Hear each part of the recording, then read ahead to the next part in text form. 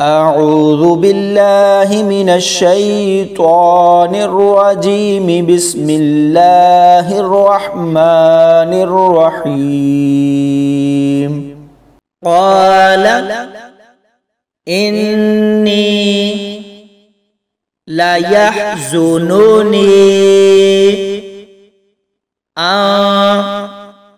تذهبوا به وأخاف أن يأكله الذئب وأنتم عنه غافلون قالوا لئن أكله الذئب ونحن عصبة إنا إذا لخاسرون فلما ذهبوا به وأجمعوا أن يجعلوه في غيابة الجب وأوحينا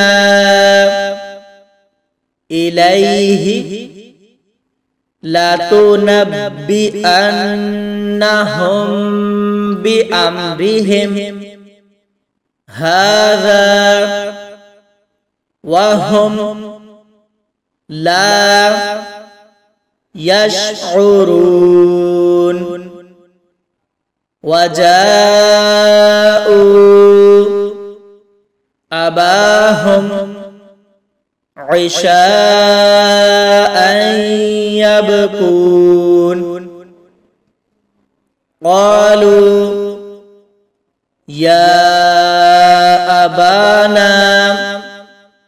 إنا ذهبنا نستبق وتركنا يوسف عند متاعنا فأكله الذئب وما أنت بمؤمن لنا ولو كنا صادقين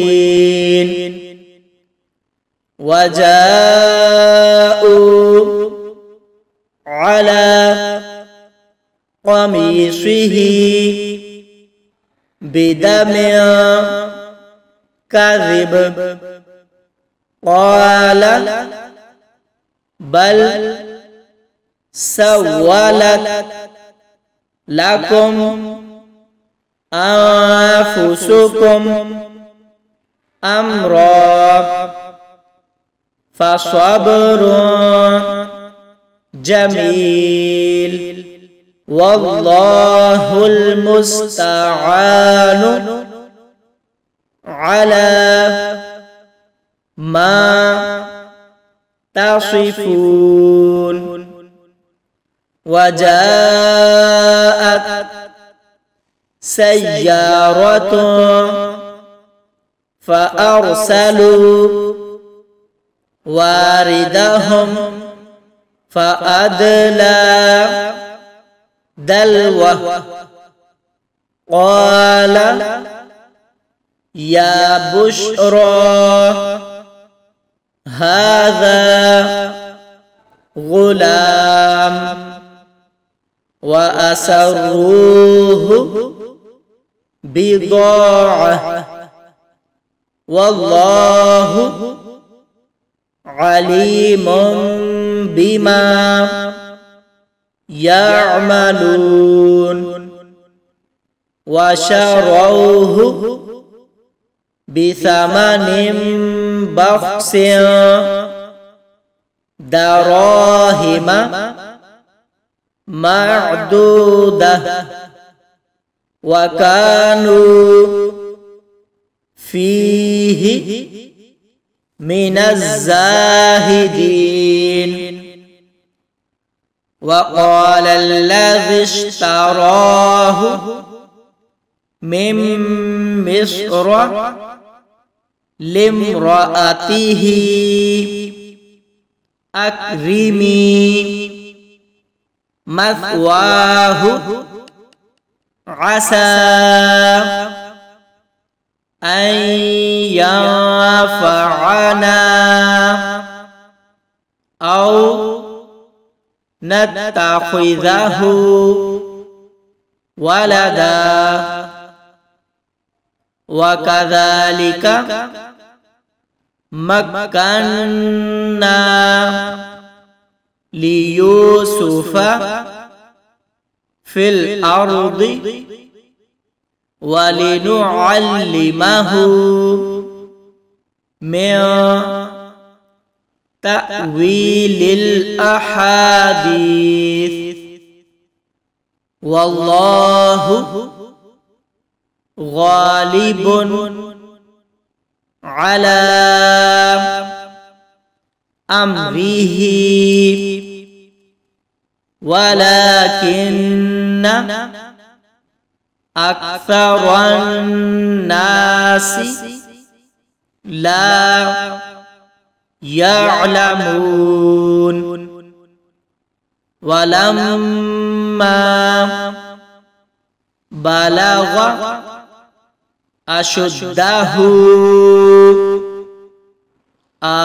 آتيناه حكما وعلما وكذلك نجزي المحسنين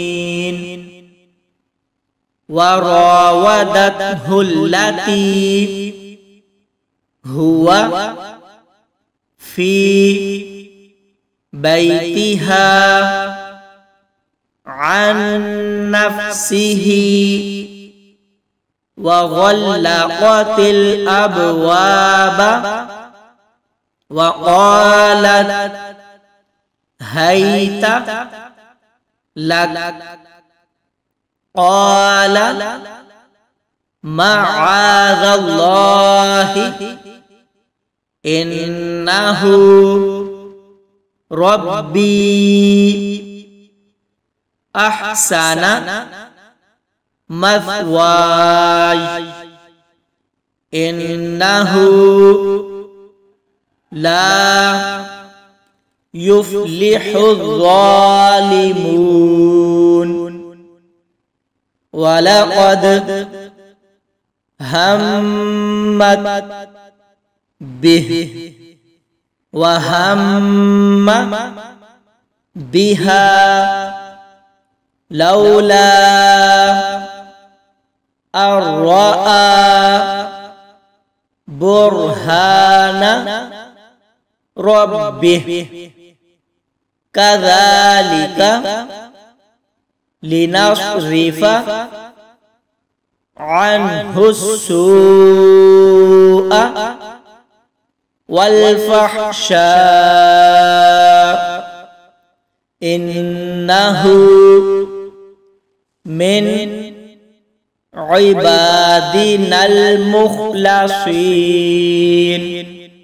صدق الله العظيم.